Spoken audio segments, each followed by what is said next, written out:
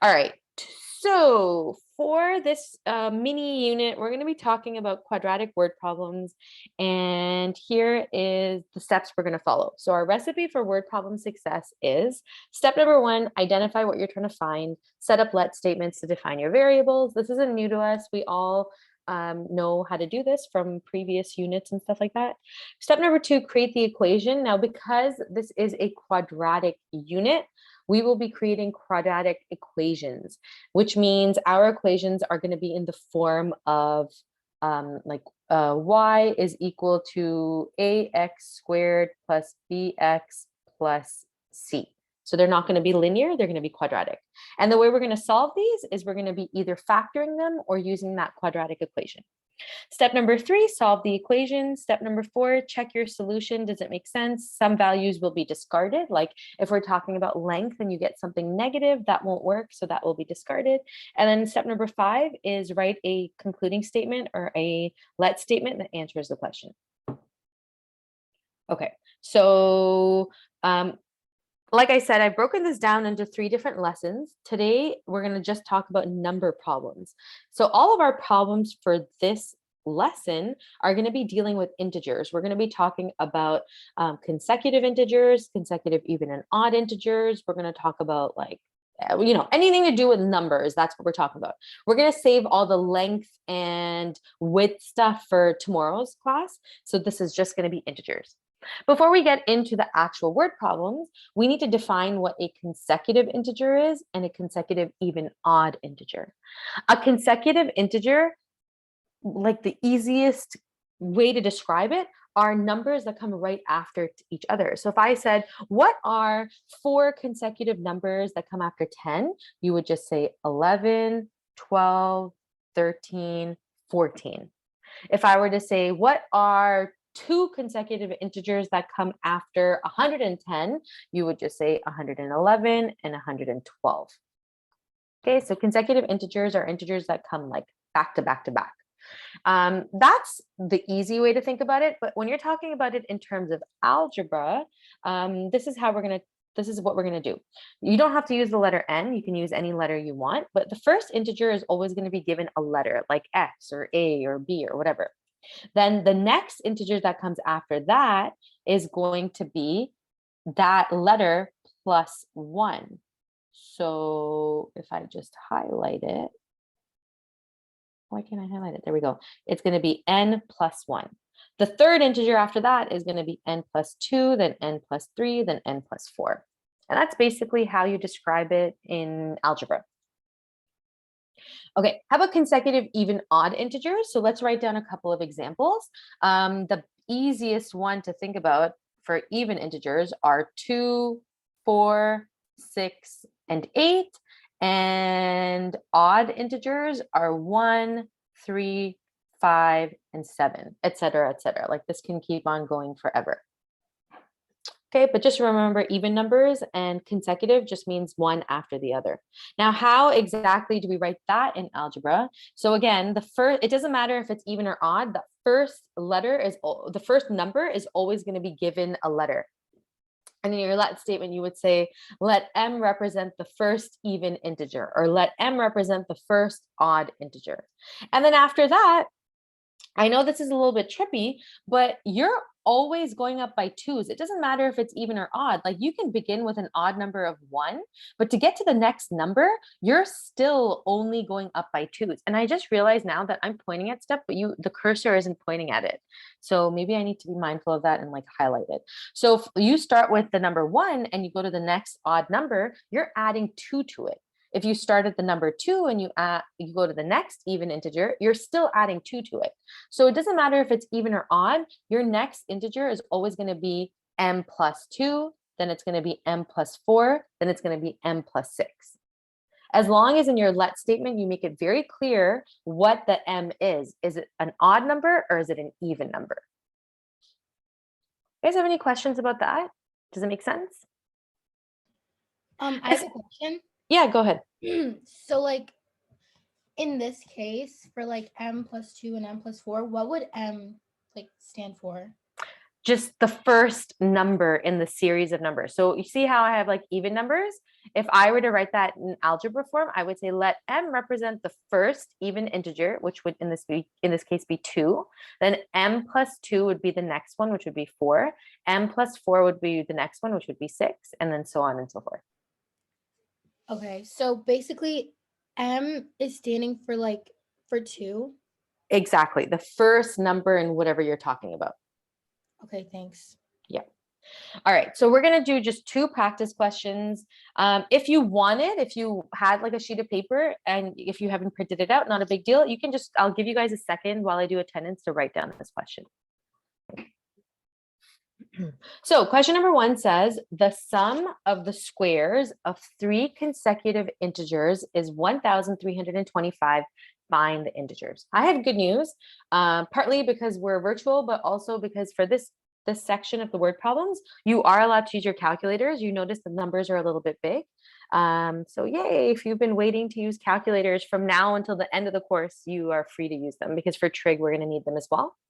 Okay, so let's break down this question. It says the sum, which we know means we're adding stuff together, of the squares. Squaring something means you're going to be putting a little 2 there.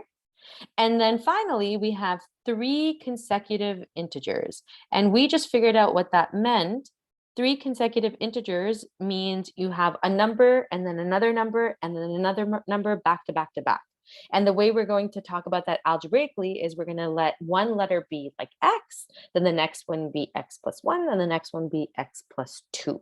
So that's kind of breaking it down. Here's how I do these questions. I first figure out what is being asked and I write it on the side. So I know I have 3 consecutive integers. I'm going to call integer number 1 x. I'm going to call integer number 2 x plus 1.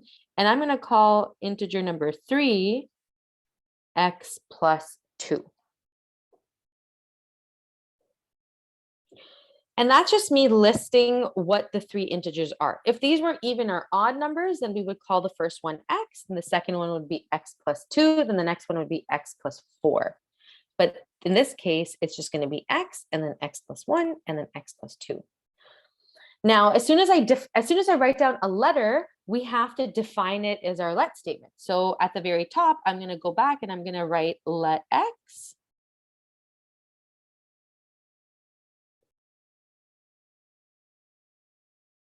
represent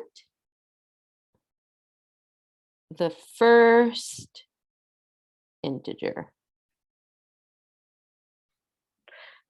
Yes, go ahead, Samira. Okay, so now what we're going to do is we're going to put all of this stuff together. We're talking about the sum of the squares of 3 consecutive integers. I know my 3 consecutive integers are x, x plus 1, x plus 2. I need to add them together and I need to square all of them. So what is that going to look like? Let's get this. It's going to look like this. It's going to be the number x plus the number x plus 1 plus the number x plus 2 is all equal to 1,325. So I've added the 3 numbers together. What I haven't done is I haven't squared them. And to square them, you're just going to have a little square here, a little square here, and a little square there. You do have to remember that you need to keep the numbers in brackets. So see how I have x plus 1 in brackets? If you don't have the bracket, it's going to mess everything up. So just make sure whenever you're talking about integers or anything like that, keep everything in brackets. So now I have added all of them together. That means it's the sum. I've squared everything. That means it's the square. And they're 3 consecutive integers because I have x and then x plus 1 and then x plus 2. Okay, if you're looking at this question and wondering how to do it, this just goes back to some of our algebra skills that we learned. So we're going to review those as we go along. I'm wondering if we should maybe review on the side. And I think the answer is yes, we should. All right, so see how we have x plus 1 squared? Let's just go to the side and figure out what that would be. So x plus 1 squared, we're going to think back to our foiling. So really, this is kind of like saying x plus 1 times x plus 1. And then if you guys remember, first, outer, inner, last. So we're going to multiply the first, which is x times x, and that's x squared. Then O for FOIL. I'm just going to write that over here, FOIL. So O for FOIL means outer, so it's going to be x times 1, which is just going to be 1x. I for inner means the numbers, what is happening? 1 times x, which is just going to be, again, 1x. And then L is 1 times 1, which is going to be plus 1. And then you can add the two middle terms together. So it's going to be x squared plus 2x plus 1.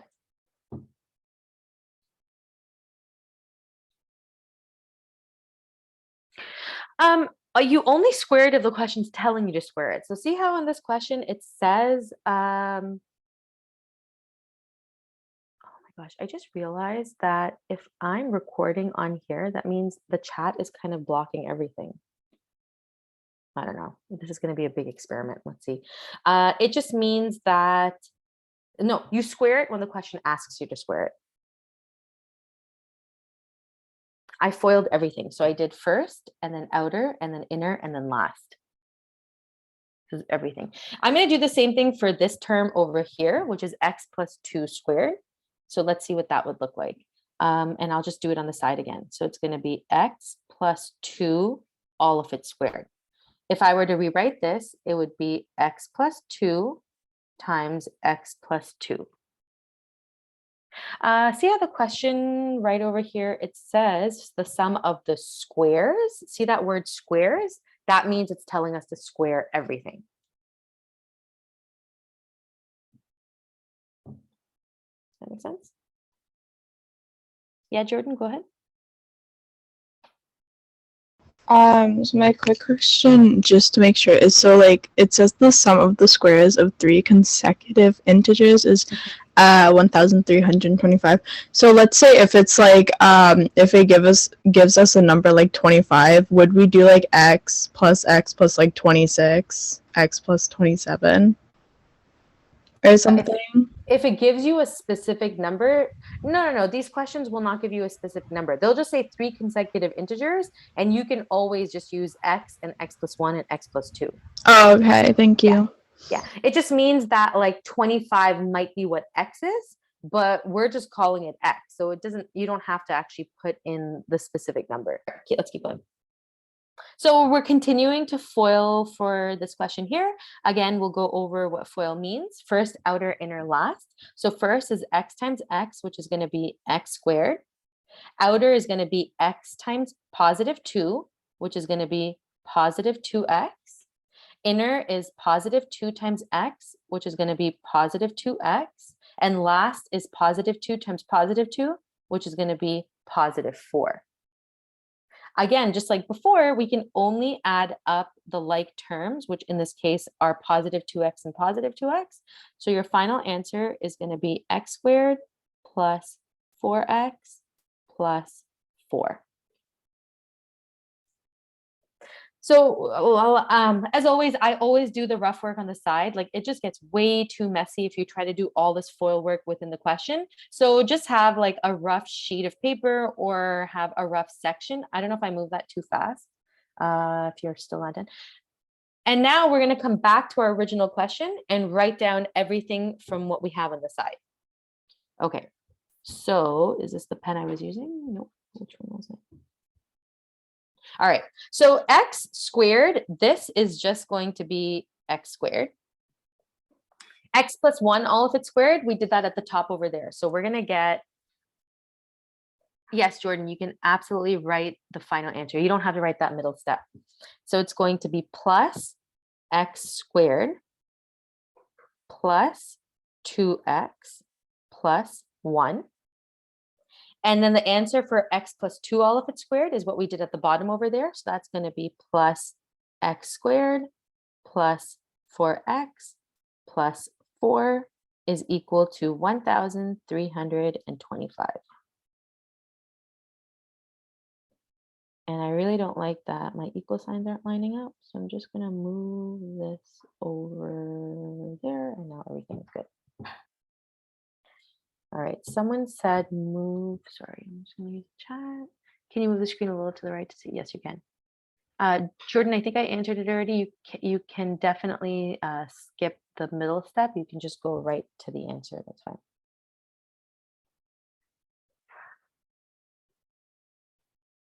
Zoom recording. Now, you guys, like I said, this is a lot of algebra. We're going to collect all of our like terms. We're going to move everything over to one side. Our goal is to try to get this into equation into a quadratic form. So we just want like something x squared plus something x plus a constant is equal to 0. I will show you all of the steps for this one. And then for future questions, we could probably speed it up a little bit. So for this, I'm going to take all of my x squareds and bring them together. So it's going to be x squared plus x squared plus x squared. And if you're wondering if you have to do the step, nope, you can skip it. If you kind of can add as you go along, that's totally fine. Then I'm going to write all my terms with an x, which are going to be plus 2x plus 4x. And then I'm going to write all my constants. So it's going to be plus 1 plus 4 is equal to 1,325. We add up all of our like terms. So we're going to have x squared plus x squared plus x squared, which is going to be 3x squared. 2x plus 4x, which is going to be 6x.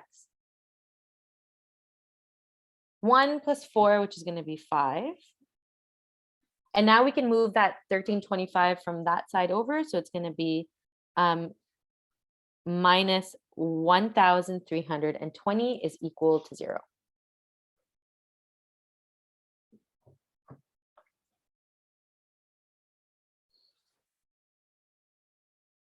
Oh, why did I write? Sorry, it should be 1,325. I was trying to do math as I was doing it. So this right here should be 1,325.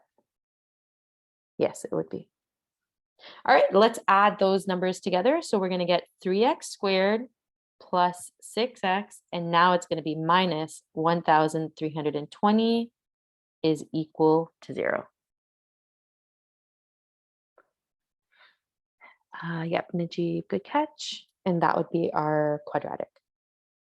Okay, so our goal in doing these questions is we always want to end up with a quadratic, which we have. Now, how do we solve this quadratic? We're trying to get an answer where we have x is equal to something, right? Because that's what the question is asking us for. We're trying to figure out what is this x over here, and then what's x plus 1, and then what's x plus 2. We have learned how to solve a quadratic in 2 different ways.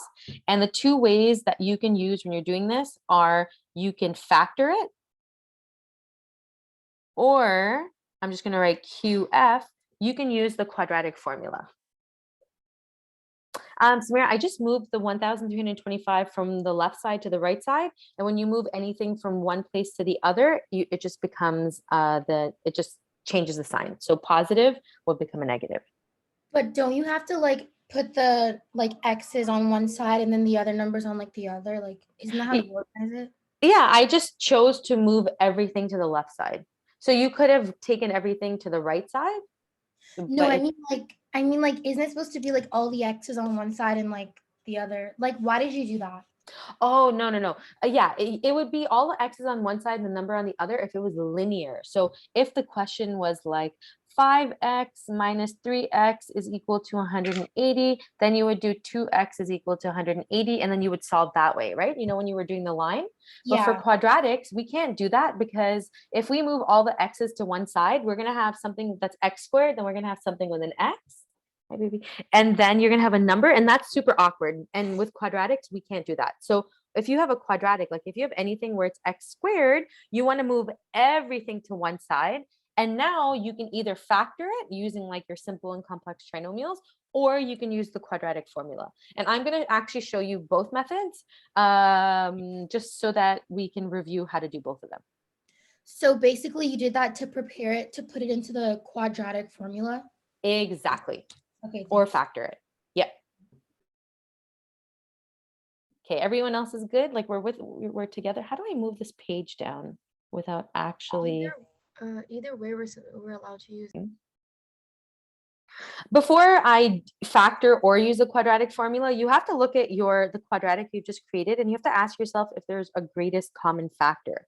And you have calculators now, right? So you can see that we have a number 3 and we have a number 6. Those are both divisible by 3. Is 1,320 also divisible by 3? Put it into your calculator and you're going to notice that yes, it is. And so that is what we're going to be doing. So just to make this question a little bit easier, I'm going to factor out a 3, and I'm going to be left with x squared plus 2x minus 440 is equal to 0. And regardless of if you're factoring or using the quadratic formula, always take out the greatest common factor because it makes the question so much easier. Now, instead of these big, massive numbers of like 3 and 6 and 1,320, we just need to focus on what's inside of the bracket. So we just need to look at x squared plus 2x minus 440. All right, so like I said, I'm gonna show you both methods, and then you can decide which one you want to use. All right, so the first one is we are going to factor. And like I said, I'm only going to be looking at what's inside of the bracket now. So I'm going to try to factor x squared plus 2x minus 440 is equal to 0. Do we have to know both methods? Yes, you should know both methods. Will I force you to use one? No, but I will tell you that if you factor, you save a ton of time. If you use the quadratic formula, you wasted a lot of time. So again, it's based on your comfort level, but I personally prefer to factor whenever I can, just because it makes it a lot easier. So this is, you guys, this is a simple trinomial. And I'll review how to do that. You have x squared, so you think about what two numbers multiplies to give you x squared, and the numbers would be x times x. And now here's the tricky part. We have to try to figure out two numbers that multiply to give you 440, but add or subtract to give you positive 2. And the factors of 440 are a lot, but let's just use logic and try to figure this out. If I, for example, say, okay, well, 220 times 2 is going to give me 440, right? Those are factors of 440. If I add or subtract 220 and 2, am I ever going to get a number of positive 2? The answer is no. Those are numbers that are very, very far apart. So I actually need to think of two factors of 440 that are really, really close together. And this does require a little bit of thinking. If you have a multiplication table, it might make it a little easier. Does anyone have another guess? Maybe you could try to do 40 times 11. Right? Because 40 times 11 would also give you 440, but those numbers can't be added or subtracted to give you 2. So can anyone guess two numbers that you could try that would multiply to give you 440 and add or subtract to give you positive 2? 20 and 22. Hershey said 20 and 22, and that is perfect. Now, if you're wondering, like, how did you know this? How did you figure it out? Honestly, there's no real way to teach that. It really is a matter of guessing and checking and trying different things. But if I were doing this as a student, I would take my calculator and I would just start punching in numbers that are 2 apart. So like, for example, 18 and 16 or 15 and 17. See how both of these numbers are only 2 units apart? So I would just do that a bunch of times until I find two numbers that are 2 apart and also multiply to give you 440. Did anyone have a different strategy that might have been a little bit better than what I'm saying?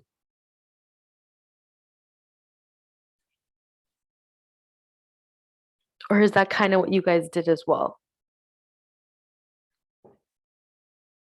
It is really guess and check. So that honestly, that's like what I would do.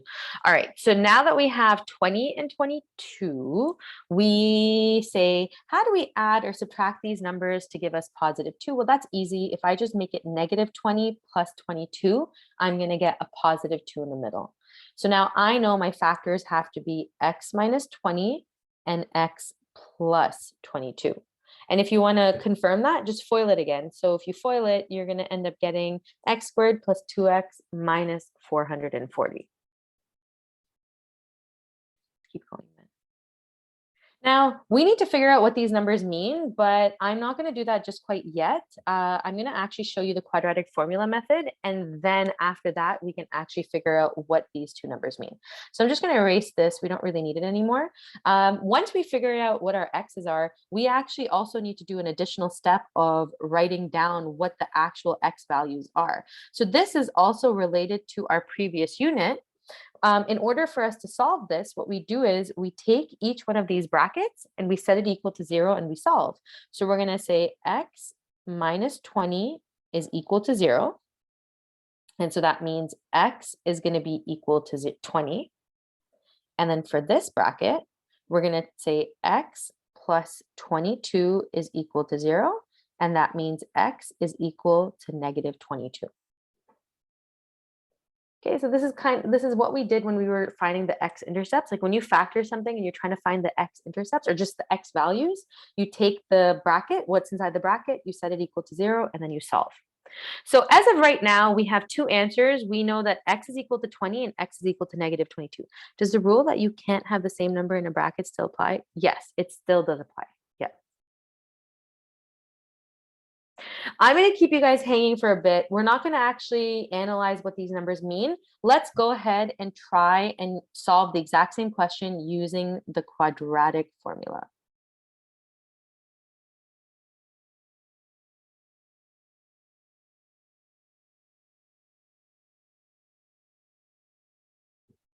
All right, so again, we have the same question, which is x squared plus 2x minus 440 is equal to 0. Some of you, like I said, may be just more comfortable doing this method, which is fine. I'm just warning you that it does take a little bit more time, and there are sometimes more chances of error. So A is going to be equal to 1. B is going to be equal to 2, and C is going to be equal to negative 440. I picked a color that's pretty much like identical to the color we were just using. Why did I do that? All right, now I don't even like, you know what? Now it's going to be this. Our quadratic formula is x is equal to negative b plus or minus b squared minus 4ac all over 2a. I thought I saw something in the chat. I guess not. All right, and now literally what we're going to do, oh gosh, what we're going to do is we're going to plug in the numbers and we're going to solve. All right. So for the quadratic formula, I started with the quadratic formula. I plugged in all my numbers, made sure I was careful of the two negative signs here. And then I got 1,764. I took the square root of that. I got 42. Now there are two scenarios in this question. There is the positive scenario and then the negative scenario. That's why after this step, I kind of branch out into two different sections. One of them is x is equal to negative 2 plus 42 divided by 2. And the other one is negative 2 minus 42 divided by 2. And then when you do the math for that, one of your answers ends up being, I'll just highlight it, it's x is equal to 20, and your other answer ends up being x is equal to negative 22. And now if we were to compare and we go back to the way we factored, we got the exact same thing. So we got x is equal to 20 here, and we got x is equal to negative 22 there. So this is really the whole purpose of this. Obviously, you don't have to do this every single time. You just pick one method that you like. If you're comfortable with factoring and you're okay with bigger numbers and trying out like different scenarios, I say stick with factoring. If you're uncomfortable with that, then the quadratic formula always works. But like I said, there's always more room for error with the quadratic formula, because like, see what happens if you don't have the two negatives or something like that. It can go wrong. But either way, you have two different scenarios. Okay, I really like the question of what do these x's mean exactly? Like, what have we figured out? And that's a really, really important question. So let's just go back to the original question, which said the sum of the squares of 3 consecutive integers is blah, blah, blah. find the integers. We're trying to figure out what these three consecutive numbers are. And it's lagging. I don't know why it's not going back down. Can you guys hear my cat like zoom across? We had said, let the first integer equal to x. And that's what we have figured out right now. We have figured out the very first integer, but it's kind of weird. Why are we getting two different numbers? Like, why are we getting x is equal to 20 and x is equal to negative 22? Okay, talk about that. So I'm just going to go over here, and my first number, which represented my x, I now have two different scenarios for. So one of them is a 20 and one of them is a negative 22. Okay, so let's keep going. Our second integer that we defined was x plus 1. Okay, so in the first scenario, if x is equal to 20, what's x plus 1 going to be equal to?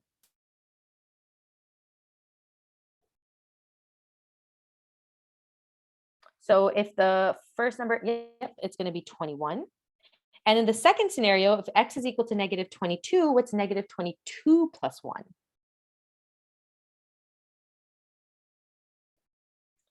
Close, it's going to be negative 21, exactly.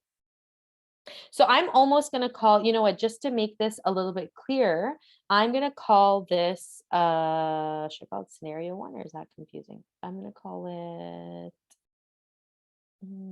answer 1. And this is going to be answer 2. So answer 1 is 20, answer 2 is negative 22. Then the next consecutive number is going to be 21 and negative 21. And then the third consecutive number, which we defined as x plus 2, we're going to do the same thing for. So if x is equal to 20, 20 plus 2 is 22. And if x is equal to negative 22, negative 22 plus 2 is negative 20. So basically, what we're seeing is our consecutive integers are going to be either 20, 21, and 22, or they're going to be negative 22, negative 21, and negative 20. Can someone figure out why both of these scenarios work? We basically have the exact same numbers. We have 20, 21, 22, but we have the positive version and the negative version. How is it possible that we have both the positive versions and the negative version? Look at the question and try to see why that's possible. So Hiroshi, because it's squared, Safira, it's squared, and again, it's exactly. So if we go back to the original question, because we're squaring every single integer, it doesn't matter if it's a positive or a negative. When you square them, you end up getting exactly the same result. So that's why an integer is just so you remember, integers can be positive or negative numbers. So in this scenario, we got 20, 21, and 22 as one set of answers, but the other set of answers is negative 20, negative 21, and negative 22. And the only reason that's allowed is because we're squaring everything. So even if you take a negative number and you square it, it's still going to become a positive number, and that is still allowed. Now, this question, unfortunately, is not done because we actually have to check our work and make sure that those solutions are correct. So I'm going to show you how to do that next. Samira, go ahead. So my question is, like, you know how it's x and then x plus 1 and x plus 2? Yep. Like, are you getting that from what you wrote on the first page? Like, yes. So, but why did you write that again? Like, what does that stand for? Like, you see how the question said that we're going to have 3 consecutive integers? That's just me defining what that means. 3 consecutive integers means it's going to be x. The first number is going to be x. That's what we're going to try to solve. And to figure out the second number, it's going to be x plus 1. That means we just take our x and we add 1 to it. And the third number is going to be x plus 2. That means we take our original x and we add 2 to it. So is it always going to be like x and then x plus 1, x plus 2? If it is consecutive integers, then yes. Okay, so like, you know how you're solving it now? So yeah. would the answer be 22 minus 20? Would that be like your answer? Nope. So Or- the answer would be the three numbers are 20, 21, 22, or negative 20, negative 21, negative 22. It's So like there's, two sets of answers. okay, so there's two different answers, and like the first answer would be like all the positive ones, and the second one would be all the negative ones. Exactly. Okay, thanks. Yeah. Yep. Now you guys aren't going to like this because this question's already so long, but we definitely do have to check our solution. So let's just go ahead and do that. And honestly, the best way to check you don't have to do like an official left side, right side check. If you didn't want to, you could do like more of a logical check. I will show you both.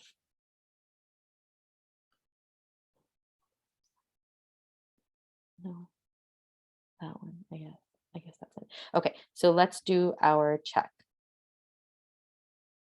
Like I said, I'm going to do a logical check. So my numbers are 20, 21, and 20. This is for the first answer. So 20, 21, 22, I'm going to add them up. I'm going to square them and I'm going to see what I get. So basically it's going to be 20 squared plus 21 squared plus 22 squared. I'm going to use my calculator and I'm hoping that the solution I get is 1,325. So if you have your calculator, go ahead and do this with me. 21 times 21 plus, it sucks that like you can't see me using the calculator, but I'm just plugging in these numbers into it. And I do end up getting 1,325 as my solution. In fact, I can probably just write that right here.